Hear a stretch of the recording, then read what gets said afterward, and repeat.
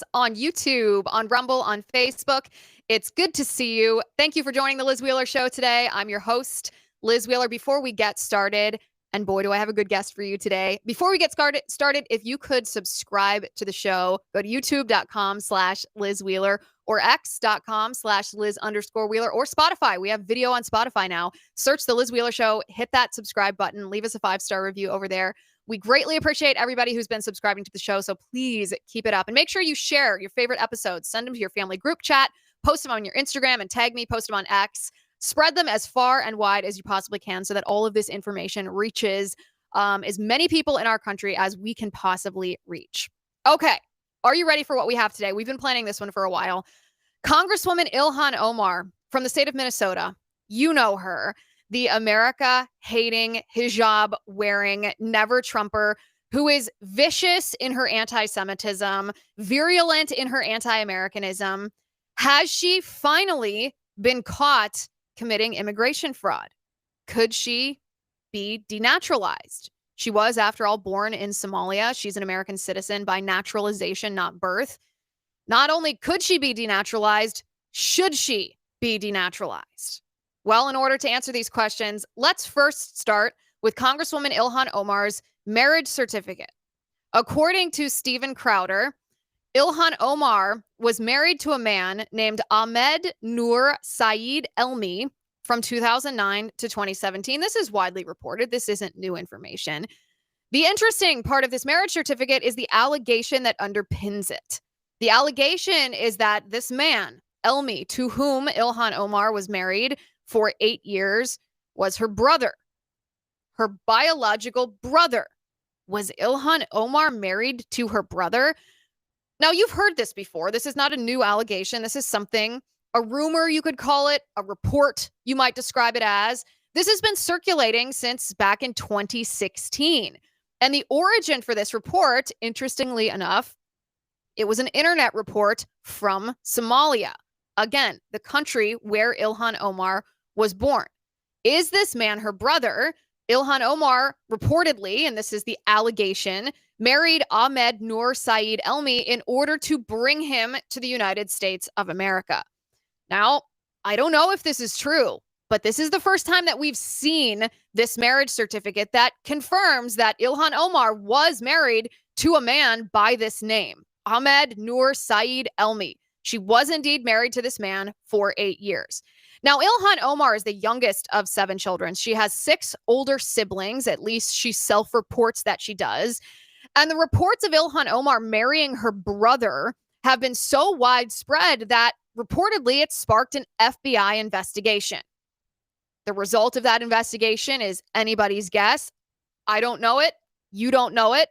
It doesn't seem like anyone knows whether this is an ongoing investigation or whether it's been closed, but the reports are significant enough that they at least begot eyeballs from the FBI. The president of the United States, Donald Trump, has also referenced this report that Ilhan Omar married her brother, which, by the way, she denies.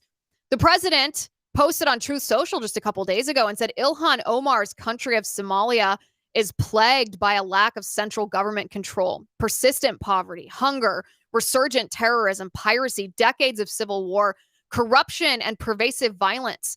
70% of the population lives in extreme poverty and widespread food insecurity.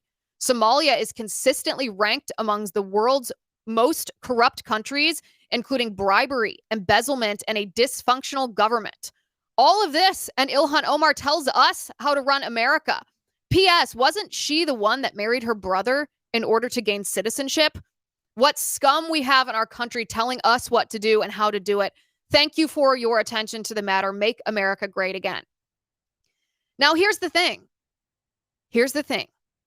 That marriage certificate that was revealed by Steven Crowder showing Ilhan Omar was in fact married to this man who some allege is her biological brother. That's not even the allegation of immigration fraud that I'm discussing today. That's a completely separate issue. There are allegations that the reason Ilhan Omar herself was allowed to come to the United States was because of immigration fraud committed by her father. We have with us today the man who has been reporting on this for quite some time. He is the founder and editor of NPOV. That stands for Neutral Point of View. His name is Ashley Rindsberg, and we're delighted to welcome him to the show today. Ashley, good to see you. Thanks for joining us. Thank you, Liz. Great to be here. All right, Ashley, whenever you utter the words immigration fraud and Ilhan Omar, the first thing that comes to people's minds is this allegation that Ilhan Omar married her brother. I don't know whether she did or not. I mean, we see that on the marriage certificate. We don't have evidence of whether that's her biological brother. We don't know whether it's a nasty rumor or whether it's something that was sort of widely known in Somalia and it traveled across the world here to the United States. However, your research into Ilhan Omar's father, the reason that he claimed refugee status, which enabled him to come to the United States. Can you walk us through this? Because that is actually more fascinating to me. Yeah, the Omars were brought or came to America under a refugee program. It gave them special ability to enter the U.S. and to have their pathway to citizenship. And that was presuming that they were not serving in the military or the genocidal military of the country which they came from. It turns out that that was actually the case. This was something that was buried by the so-called fact-checking industry and the mainstream media. They called it misinformation. They called it an anti-Muslim smear. But the reality is that Ilhan Omar's father was a colonel in the Siad Barre regime, as a Marxist-Leninist regime responsible for genocide of a neighboring tribe. And he was a senior official in that very regime. And yet he denied association with that government and claimed he was trying to escape it.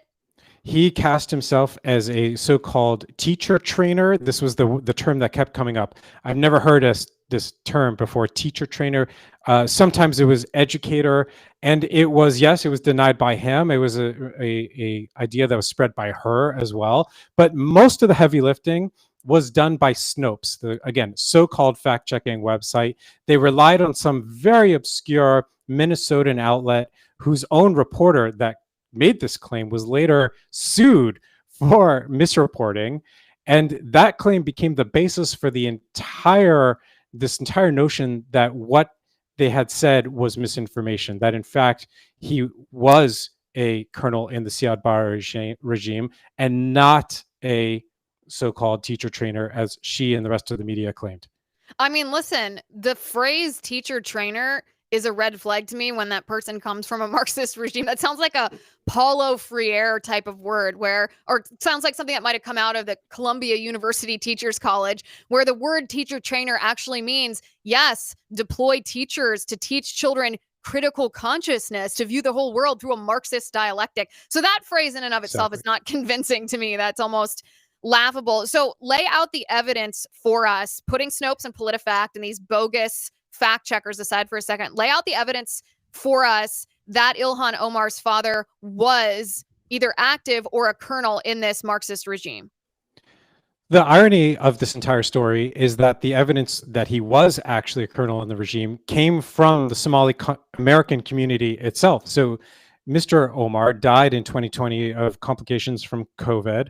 And right after he died, there were a lot of obituaries in local Somali language and English language outlets in Minnesota claiming and celebrating the fact that he was a colonel in the regime. They were not ashamed of it. They thought this was something to be proud of. And they wrote these obituaries detailing his service in the Barre regime as a colonel, detailing how he climbed the ranks within the military, detailing his service in various wars under the Barre regime. And eventually this became so overwhelming. It was reported by a number of outlets in the US as well as in Africa, reporting the same information. So what the New York Times and CNN and CBC and the rest of them got wrong, small outlets in the United States who did not have the same agenda were reporting actually truthfully. Well, isn't that interesting? So the Somali community who knew Ilhan Omar's father and perhaps shared his political ideology, it sounds like if they were celebrating his quote unquote service in a Marxist regime, they were the ones that were identifying him with that service, which would be very different, by the way. If you, as a young man, served a compulsory role in a military for a regime that you didn't agree with, and then you escaped, that would not be a point of celebration upon your death. That would not be included in your obituary. Common sense shows that. So the Somali community was honoring him for his role in this Marxist regime as a colonel in the military. Then there was one news outlet locally in Minnesota that contradicted this, seemingly without evidence. And it was that particular contradiction that Snopes and PolitiFact based their whole, this is not true, you're an Islamophobe for even bringing this up. Yeah, and that local outlet was written, that story for that local outlet was written by a reporter who was almost sycophantic in his praise and his effusive adoration for Ilhan Omar as this like rising left-wing figure in politics and young and diverse and DEI and all this stuff. And that same reporter was the one who was later sued for a number of misrepresentations. That outlet had to settle that lawsuit. It was the same guy who made these claims. Snopes never mentioned that fact. They didn't investigate that at all, even though it was publicly available information. They just had their claim, calling this misinformation, attaching it to so-called Islamophobia, when in reality it was true. And then what happened is you had this cascade from Snopes. You had PolitiFact making the same claim based on the Snopes claim, based on that one article by this local City Pages Minnesotan outlet. Then Reuters makes the claim, then the New York Times makes the claim, then the networks make the claim. And by that point, if you dare to contradict it, if you dare to even look into it, you get cast as being Islamophobic, as somehow having this misinformation agenda against Muslim people in America. Like, does anyone even care about that accusation anymore? It's so overused. It's so bogus. It's lost. They're like, the left is like the boy who cried wolf. They use these horrible accusations to try to chill people's speech, but they've overused them so much that people just shrug them off. They're like, whatever, call me whatever. You're just a liar. This does seem about par for the course for Snopes and PolitiFact. They have also so-called fact-checked me multiple times. They, of course, have turned out to be wildly incorrect. PolitiFact, I believe, is funded, or they're a project of the Poynter Institute, which receives money from left-wing, very powerful left-wing interest groups. So you can kind of dismiss them at face value based only on that. So now we get to the implications of this. If it is, in fact, true, and it sounds quite provably true to me, that Ilhan Omar's father was a colonel in the Marxist Somalian regime, and he lied about that in order to get entrance to the United States under a refugee program. And he, of course, brought Ilhan Omar with him because she was, I'm not exactly sure how old she was, but she was a child at the time. What would be the implications of that? I suppose he died, so you can't deport him for committing immigration fraud, but what would be the implications of that for her? I don't exactly know what the implications are, but they are serious. And this is something that clearly warrants further investigation, because if this all bears out and we have the evidence, we now know that this is actually the case. And the other twist here is that I don't think this is the end of the story regarding her father. I still think there's more out there. I'm working on it right now. I'm hunting down the facts, but I don't think it ends with the so-called his just being a colonel. I think there was much more going on. What we need right now is a proper investigation by the government. This cannot be trusted in the hands of the mainstream media, because they're not going to do the job. Still today, they're going to run cover for Ilhan Omar. So we really need a DOJ investigation to understand exactly what happened, what was put on that immigration application, and what the reality was, and whether that broke the law. And that should be, those documents should be something probably DHS would have their hands on, right? Or the sub agencies of DHS that deal with naturalizing citizens. I would imagine so, and I would imagine that these documents are readily available to anyone who wants to look into this. But again, this was kind of all it was all just kind of cast under this cloud of Islamophobia, so nobody wanted to touch it. It became toxic and radioactive. And at the time, we remember Ilhan Omar herself was serving on the House Intelligence Committee, and she was thrown off the committee.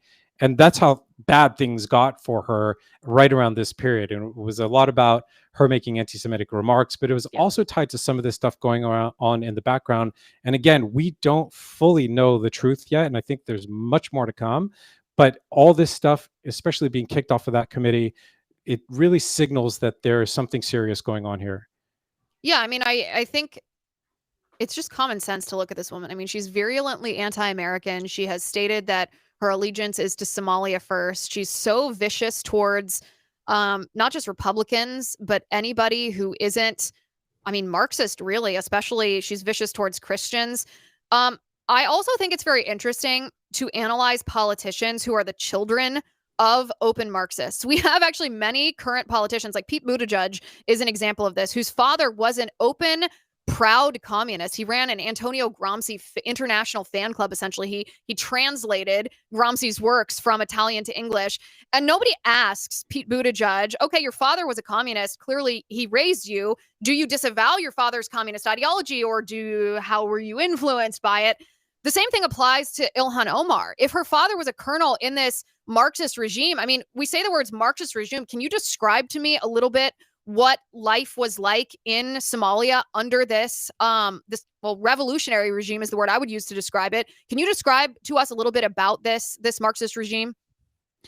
It was a dictatorship, as they generally are, the Marxist-Leninists, and it was extremely repressive, extremely poor, impoverished. But one thing that some other researchers have noted is that in Ilhan Omar's own description of her life there, she talks about living in a compound. She talks about having a car, which was extremely rare at that time. This, for her personally, was actually a life of privilege and power, which obviously accords with the notion that her father was a senior military official in the regime. That's how people within those regimes are treated. They're not treated like everybody else. So she wouldn't have borne the brunt of what the rest of the people living under that repressive rule would have had to endure day to day. She lived a good life.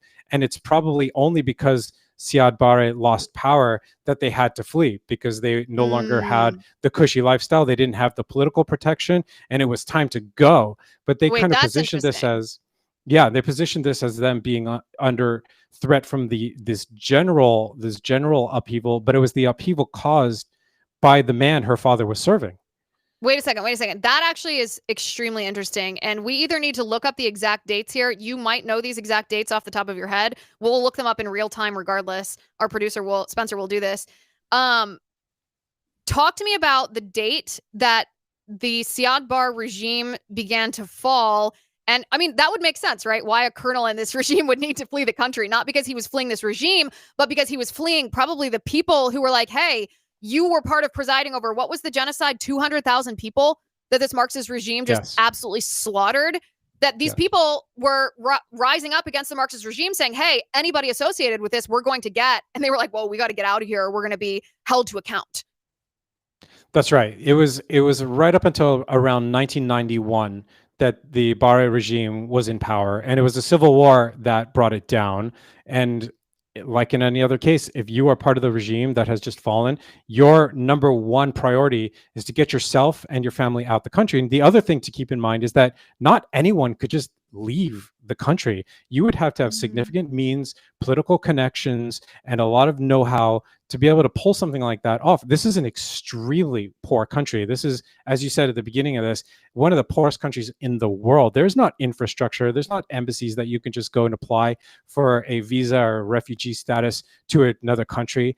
And that would have taken significant political influence to pull off, which they clearly had. So again, we see Ilhan Omar, though she positions herself as a victim of this, in reality, she was part of the very regime that was coordinating and organizing all this. And it's exactly that allowed her to flee to the United States to seek shelter and create a new life, and to become a congresswoman within no generations, within the same generation that she arrived in the United States.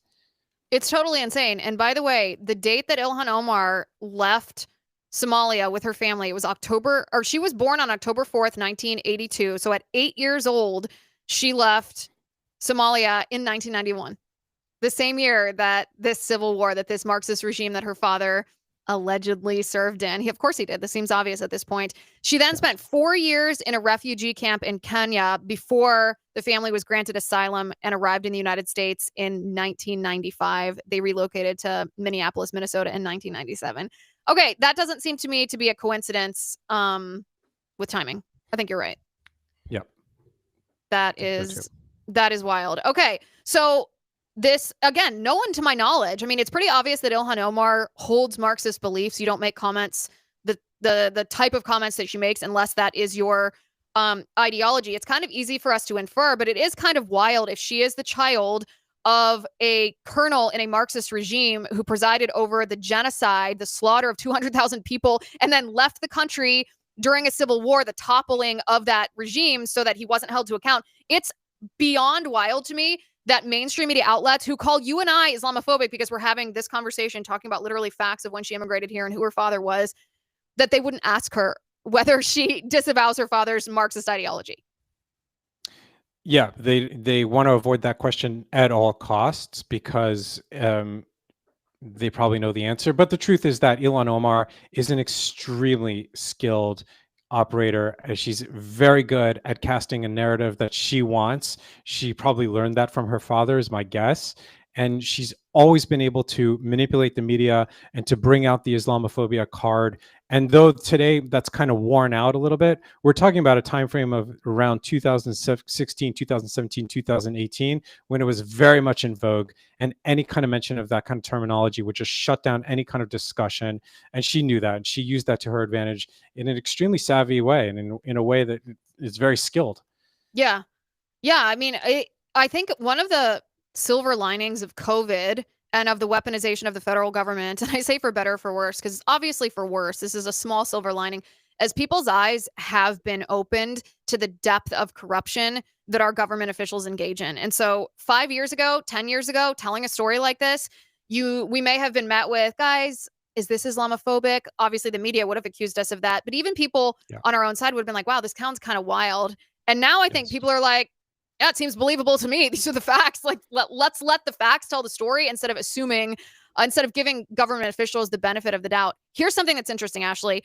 Last year, a former Somali army colonel named Yusuf Abdi Ali was deported from the United States. He had the same position in the Somali army as Ilhan Omar's father. So there's precedent for this.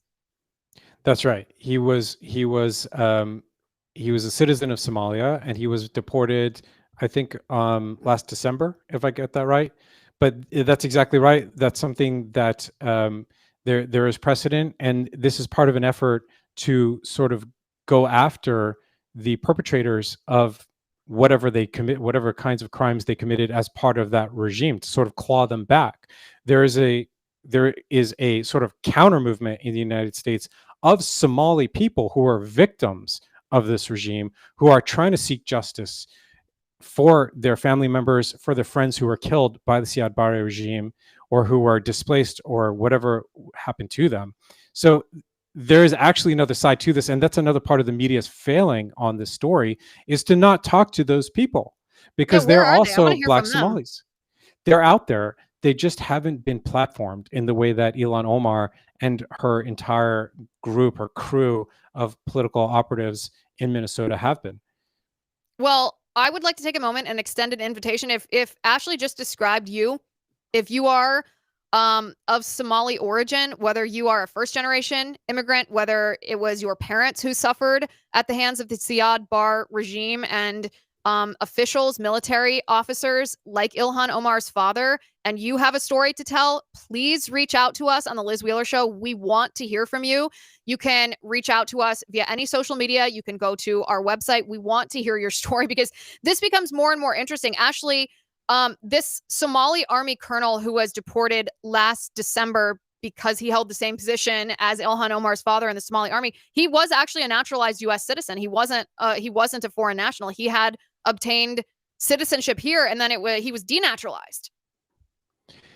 Right, that's right. And he was found liable in a civil suit for the torture of a Somali herder, and that was why they were able to deport him, because they specifically were able to tie him to an individual crime that was considered to be to invalidate his refugee status in the United States.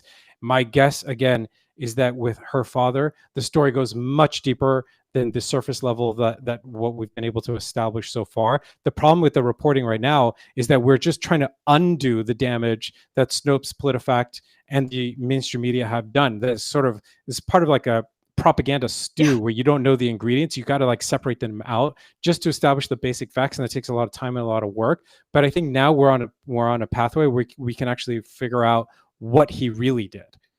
Yeah, and when you say propaganda, I think that's the apropos word because they activated their entire propaganda apparatus. It wasn't just Snopes, wasn't just PolitiFact. It then spilled over into CNN and I think the New York Times as well. And they Yes. use Snopes and PolitiFact as if they are reliable sources. So it's basically just this gigantic echo chamber. But they do that to dominate the SEO so that when you Google anything about Ilhan Omar, when you look anything up, what populates at the top of your search engine results is this is false, this is fact, this has been fact checked, this has been debunked, this is not true, and it discourages people from not only looking further for the truth, but it also impedes their success in finding the facts that we're talking about today. Not to obsess about this man who was deported, the Somali army official who was deported last December, the same position as Ilhan Omar's father. Was he denaturalized because they conclusively proved that he lied about being in the Somali military? Or was the conclusive proof that they were able to tie him to that particular crime, the torture of that individual in Somalia? As far as I understand it, it was because they were able to tie him to the specific crime. As I think there was a ICE press release that reads that Ali personally engaged in torture while a lieutenant colonel in the Somali National Army, and he ordered soldiers under his command to detain, torture, and assist in extrajudicial killing. So it was really that they were able to find the specific crimes that he committed, and the fact that he did it in the context of serving as a colonel in the Somali army. So when it comes to Ilhan Omar's father, 1991 is a long time ago. It's before the internet documented everything, before there was citizen journalism that lived forever on social media, before there was video proof of everything. When you say you think there's more to this story and you think that this warrants an investigation, what are the chances, in your estimation, of being able to prove that Ilhan Omar's father was engaged in, I mean, you can call it military activity in Somalia, which should be enough in and of itself since he lied about that, but perhaps potentially even crimes that would seem to be in the nature of a Marxist-Leninist regime like the Somalian regime? From the reporting I've done so far, after this initial story, my sense is that the chances are very good that people know who he was, they remember him, and people in the United States as well who have specific information about his activities. This is not speculation. This is stuff that I'm working on right now. So I think this is something we're going to see unfold, and the story is going to move forward. Well, I'm, of course, always extend you the invitation to break the news on this show. I'm extremely interested. I'm going to consult with immigration attorneys as soon as we hang up here to see what the implication of this would be for Ilhan Omar, because you can make the argument, oh, she was a child, she was 8. She's not responsible for what her father did, both in the army, but the Somalian army, also whether he committed immigration fraud. At the same time, fraud is fraud. And if she came here under false pretenses, even if that were false pretenses, that her father was responsible for, that's still not allowed. You don't there's no excuse for that. You're not allowed to come here unless you follow the rules. And if the rules weren't followed, sorry. It seems like she would be disqualified from US citizenship. That very well might be the case. And I think we also still need to completely resolve the question of her brother and their marriage. It's still kind of this gray area, and there's an answer out there. My sense is that the answer is that she did actually marry her brother in order to get him papers to the United States. As far as I know, that brother's no longer at the US. I believe he's in the UK somewhere, though it's unclear. But that actually does need to be resolved one way or the other, and it requires serious investigation, both by the government and by the media. Okay, so talk to me about that for a second, because we were obviously researching this before we went on air when we've been preparing for this show, and there's reports, and I think it's very interesting. This is similar to what you were describing before, how the reports about Ilhan Omar's father actually came from the Somali community here in the United States, who maybe were victimized by him, or the ones who supported him were honoring him. But it's interesting that that's where the information came from. That's somewhat similar to the reports about Ilhan Omar marrying her brother. That originated from internet forums in Somalia who were trying to get that information to America. The definitive proof or the evidence that I'm looking for, maybe you have this, I haven't been able to establish this, is whether that man is her biological brother. Yes, that marriage certificate seems authentic. It seemed to certify that she was married to a man by this name. But do we have evidence that that is her biological brother? That's exactly the question. And a lot of this gets really confusing with the different naming conventions that they have in Somalia, which get sort of mixed up, and they use different kind of conventions in different contexts. The other thing is that she has very purposely maintained a lot of ambiguity as to who her siblings are and even the number of siblings she actually has. So this is kind of a number that fluctuates when she speaks about it differently. And it's really not clear what the definitive number of siblings she has. And again, this is potentially part of some effort to obfuscate on this question, because if this were actually proven out, it would end her political career at the very least. Yeah, which would be, I think many people in the country would be happy if her political career were over. Mostly, I want justice. If you commit immigration fraud against the United States, you should be held to account for it. Clearly, Ilhan Omar. I mean, we have a whole bunch of videos that we pulled for the show today that we haven't even gotten to, demonstrating Ilhan Omar's contempt for you, for America, for Western civilization, for Christians, for white people. She had the audacity to call Charlie Kirk, my friend, a hateful man, which not only is false in and of itself, it's grotesque coming from a woman who is not only in the United States Congress, she's supposed to represent the American people who, I don't know if she's noticed, come in all kinds of shapes and sizes and colors.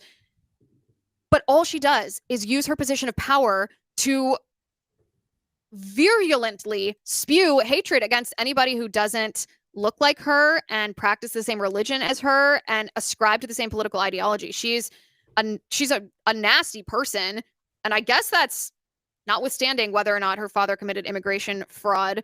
This is a fascinating story. I hope you'll come back and share with us as this continues. I do want to ask you about the Wikipedia thing, though. This is really interesting. I don't know if you guys have seen this. It's all over X right now. We all know Wikipedia is biased. This is obvious. I probably check my Wikipedia page like 2 times a year. It's not that frequent that I look at it, but it's a joke. It's not even accurate, by the way, especially when it comes to some of my personal information. I don't know who they're citing or what their sources are, but it's not even accurate. But it's also full of lies. It's obviously just this very biased leftist. Oh, Snopes said this. Liz, purveyor of disinformation about COVID, and it's ridiculous. I feel like, and this is just me, I don't want to speak for other people here, I'm almost desensitized to it because it's been so biased for so long. But I will tell you, when I was talking to Spencer, when we were discussing this show and discussing like, oh, is the Wikipedia story, like, what is this? I got more interested in the Wikipedia story when I was reading your reports on it, because it seems like you're saying that this isn't just a grassroots effort, a kind of biased CNN style, like, don't take them seriously, they're just stupid leftists, that this is information warfare that's happening on Wikipedia. Is that an accurate characterization of what's happening? Absolutely. It's information warfare conducted by ideological actors, by state-aligned propagandists, by groups that are tied to foreign terror organizations across the board, because each of them has understood how easy it is to basically hijack any, not just article, but any topic area. So that could be the topic area of American politics, it could be Israel-Palestine, it could be any number of things. It only takes about a dozen, maybe, dedicated editors to completely conquer, infiltrate a topic area and implant their own viewpoint on it and spread these kinds of falsehoods freely. So, I mean, a foreign terror organization, that's the word that, or the phrase you just spoke that I'm fixated on. Explain that to me. One of the biggest reports I've done on the Wikipedia stuff involves a group of around 40. There's really about 10 or 12 who are leaders of the group, pro-Hamas. They're editors. They're sort of removing mentions of Hamas crimes, including terror attacks. They're doing the same for Hezbollah. They're sort of whitewashing Hezbollah. They're acting on behalf of the Iranian regime. They're removing human rights abuses listed on Wikipedia. So this is stuff that's done to advance the own interests of groups like Hamas and Hezbollah. One of these editors removed any mention of Hamas's genocidal 1988 charter from dozens of Wikipedia articles. This is not something you do just because you're a hobbyist or you're an enthusiast for Hamas. Like, you're doing this in alignment with, whether or not that person is directly paid for them or somehow in their employ. It's unknown, but this is aligned exactly with their own objectives and how they try to appear and present themselves to not just the American public, to the world. So the damage is immense because Wikipedia is not a walled garden. What is on the site doesn't stay on the site. It gets pulled into ChatGPT, into Gemini, into every frontier AI model. It basically populates all of Google on a topic search. It is what feeds into Alexa, into Siri, and what becomes ground truth for most of us without us actually ever knowing that. Yeah, that is so creepy. That's incredibly creepy. And it's not just world affairs too, it's political, or it's domestic political stuff too.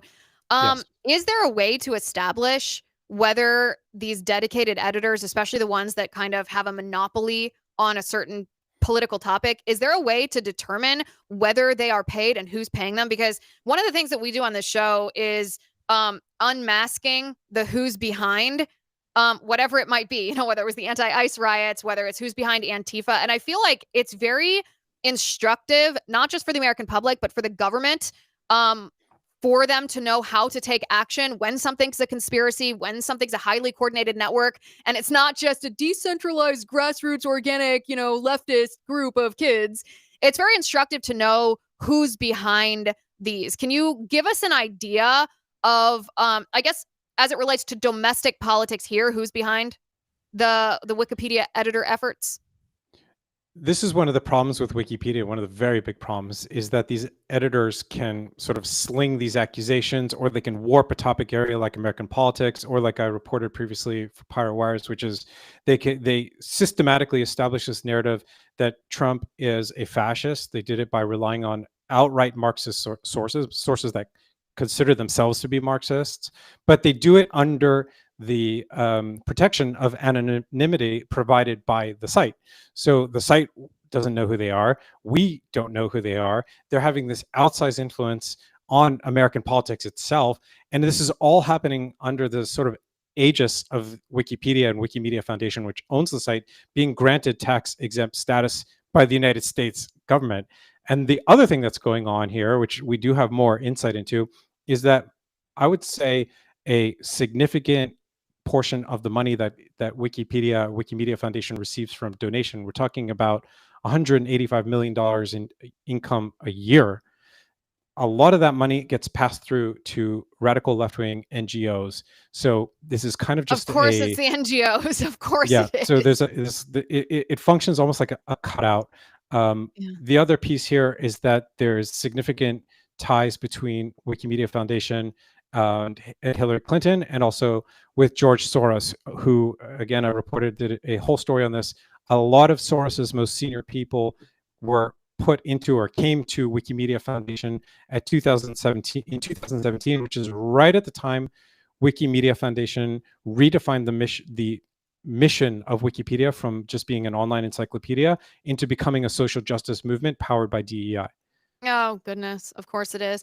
I mean, I guess I shouldn't be surprised at this point. These radical leftist NGOs funded by billionaire leftists like George Soros or Roy Singham, they are behind everything. It is, again, I'm always going to be shocked by this because it's so evil, but I suppose I shouldn't be surprised. Let me go back to Ilhan Omar for a second, because I want to ask you, your reports have been so extensive and so detailed about Ilhan Omar's father and his role in the Marxist Somalian regime as an army colonel. In the wake of these reports, because you provided so many receipts, it's not just like a random X account that's saying, oh, Ilhan Omar should be deported. Like, no, you're making a case. Have any immigration officials from the federal government or any members of Congress or anybody from the White House, has anybody reached out to you after your report that Ilhan Omar's father committed immigration fraud? No, not that I was privy to. I do know that Snopes had to update their reporting, their article, on the basis of my reporting. So that was a little bit of movement. What did they change it to? They acknowledged that he was a colonel and that that was not actually misinformation. They did. I don't believe that they said that they had previously told audiences that it was misinformation, but they now say that he was indeed a colonel in the regime, and but that none of the other media outlets who reported this went back and corrected their stories. None Well, of them went maybe back we and should corrected reach it. out to them and ask them if the downstream effect of this correction, if they'd care to retract their accusations that saying that Ilhan Omar's father was a Somalian army colonel made us Islamophobic. Ask them, well, now that Snopes is saying that, is Snopes Islamophobic, or do you want to retract the accusation against us? Yeah, I mean, if you get an answer for that from that, I would be really, really curious to see it. I reached out to Snopes and PolitiFact and a bunch of other organizations for that particular story. I got no response from any of them. So if you got better luck than me, that'd be amazing. Well, we'll certainly poke the bear on that one, because I think that, again, you kind of get desensitized to being falsely accused of being a racist and an Islamophobe when you know you're not, and it's the go-to accusation of the left. I think it just doesn't hold the same sting that it held 10 years ago. And shame on the left, because these are real things. Racism is real and bigotry is real, and it's not good. It's a sin to act with racism or bigotry. But when you're constantly falsely accused of this, then it really makes you ignore when anyone uses that word, which is a shame, because people who are actual victims of those things get ignored because the left has overused the word. All right, talk to me about Ilhan Omar's family, though. I was not aware that her daughter, I was not aware until recently, I should say, that her daughter was also a political activist and a very radical individual who on Instagram, and we can bring this up on the screen, this is Ilhan Omar's daughter on Instagram, is posting this graphic. I think we'll pull this up. Oh, yeah, it's up on the screen now. Saying, from LA to Rafah, there is one common oppressor, death to the colonial empire, life for our children. This is her daughter, Ashley. Yeah. Yeah. And I believe she was arrested at one of these protests and claiming to be homeless. We also have this story recently where Ilhan Omar's net worth skyrocketed to $30 million. She took some investment in a company that she is now majority shareholder in. So her daughter, who's claiming to be homeless, has a mother who's worth $30 million. You know, it's all part of this same network of corruption, of hard left activism and so-called advocacy. And we're seeing a lot of the same stuff right now with Zoran Mamdani in New York City, who it's a very similar story, a very similar background, very similar politics, always playing the Islamophobia card in every conversation to shut down a debate and shut down these kinds of questions.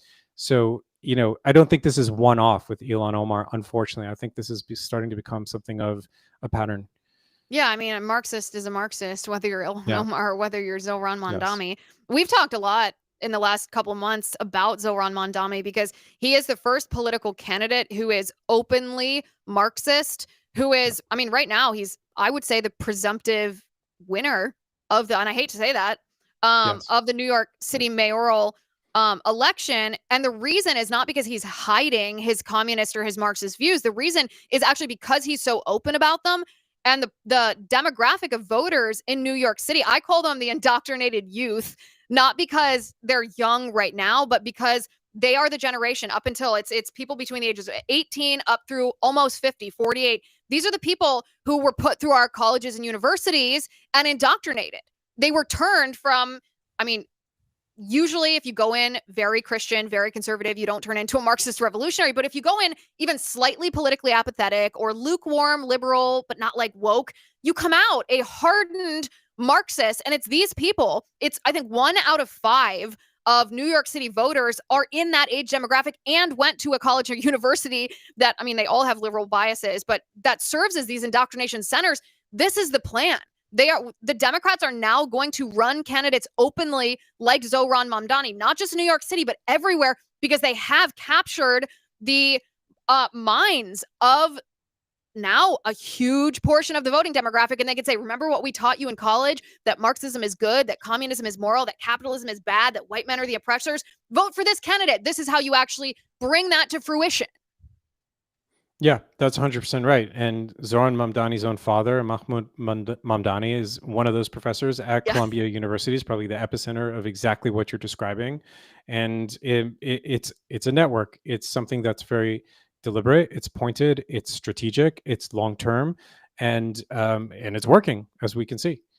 Yeah. And I want to play this video too. So when I mentioned this before, but I want you to listen to this because I find it very jarring to listen to this when someone is so open about their hatred of what's the majority of our country. Because, like it or not, Ilhan Omar, white men are the majority of our country. White people are the majority of our country. And Ilhan Omar went on the mainstream media and said jihadists, radical Islamists who want to kill you because you are not a Muslim and want to destroy the United States because they consider the United States to be the great Satan. She said jihadists are not a threat to our country, but white men are. Take a listen to this. A lot of conservatives in particular would say that the rise in Islamophobia is a result not of hate, but of fear, a legitimate fear, they say, of quote-unquote jihadist terrorism, whether it's Fort Hood or San Bernardino or the recent truck attack in New York. What do you say to them? I would say our country should be more fearful of white men across our country, because they are actually causing most of the deaths within this country. And so if fear was the driving force of policies to keep America safe, Americans safe inside of this country, we should be profiling, monitoring, and creating policies to fight the radicalization of white men.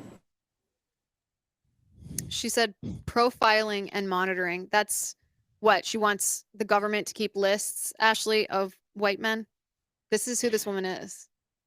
Yes, and again, this is very programmatic. I don't think this is her just kind of speaking off the cuff. I think this is all part of a extended, entrenched propaganda campaign that's designed to do exactly this, to invert the values of the United States and to destabilize. And it's not a coincidence. She said this on Al Jazeera, which is a network that is effectively owned and controlled by the Qatari government. The recent director, this equivalent of a CEO, is a member of the royal family of Qatar, who are aligned with the Muslim Brotherhood. And it is the Muslim Brotherhood who is mostly responsible for pushing exactly these messages. They've aligned with the Marxists because it suits their agenda. It's extremely effective. It's extremely toxic. For some reason, academia eats it up and just gloms onto it. And this is where we are today. It's very hard to fight this stuff because they're extremely savvy. They don't see truth as an anchor or as a consideration in any regard. It's all about advancing the narrative, in this case, a Muslim Brotherhood narrative, and it's working. This is the worst part about it, is that it's effective. Yeah. Well, it's a generational game for them, and they know that they've destroyed objective truth in the minds of so many of our youth that they are ripe. They're vulnerable for being indoctrinated when Ilhan Omar says things like white men should be monitored by the government because they're the radical ones in our country. The good news is I think that we, the American people, and again, I want to speak for myself here, but I'm pretty sure that a lot of you guys in the chat are going to be like, yeah, this is me too. You're describing me too. We have gotten past the point of tolerating this. We used to think like, oh, listen, even if someone's opinion is horrible, whatever, they have a right to this opinion. And I have come to realize that's the wrong way to think about people like Ilhan Omar or organizations that are avowed communist organizations whose mission is to violently overthrow the U.S. government. They don't actually have a right to communist groups don't actually have a right to call for the violent overthrow of the U.S. government. That's against the law. We have statutes on the books today, laws on the books today that prohibit that. And we shouldn't be allowing that. Likewise, when a sitting congresswoman is very credibly accused of being in the United States as a result of immigration fraud, we are no longer collectively, as a conservative movement, just going to shrug and be like, well, she was a kid. It wasn't her fault. Let bygones be bygones. We are going to say she is actively seeking to destroy the United States by destroying us, by her Marxist rhetoric targeting the family and people based on race. How evil is that? And she has no right to be here if she is here as the result of immigration fraud. And I'm so encouraged. Again, you guys can disagree with me in the chat, but I have a feeling a lot of people are going to say, yeah, this is my evolution too. We're so grateful to have an administration that I like to describe them as being based enough to look into this and to take action and to bring justice to the United States before we are hurt by people like Ilhan Omar. Yeah, I think the point you're making is a great point, and I think that the real underlying point is that there has to be a pushback.